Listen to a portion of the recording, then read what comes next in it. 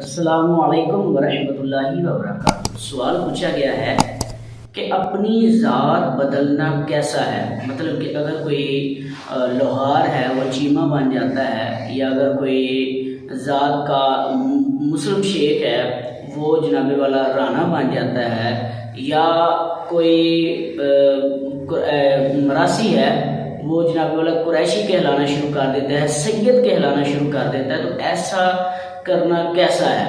تو جواباً عرض ہے کہ اپنی ذات تبدیل کرنا یہ ہرگز جائز نہیں ہے، کہ کریم آقا صلی اللہ تعالیٰ علیہ وسلم نے ارشاد فرمایا جو اپنی ذات تبدیل کرتا ہے رب تبارک و تعالیٰ اور اس کے سارے فرشتے اس پر لعنتیں بھیجتے ہیں، یعنی کہ اس پر لعنتوں کی برسات ہوتی ہے جو اپنی ذات تبدیل کرتا ہے۔ اور آگے حدیث پاک کا مفہوم ہے، اگلے یعنی کہ آخری الفاظ اس کے یہ ہیں کہ رب تبارک و تعالیٰ قیامت والے دن نہ تو اس کے فرض قبول کرے گا اور نہ ہی اس کے نفل قبول کرے گا۔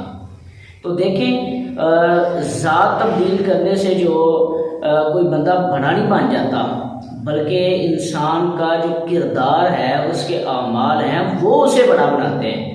تو بجائے اس کے کہ اپنی ذات تبدیل کریں، اپنے اعمال تبدیل کیجیے۔ واللہ اعلم ورسولہ اعلم۔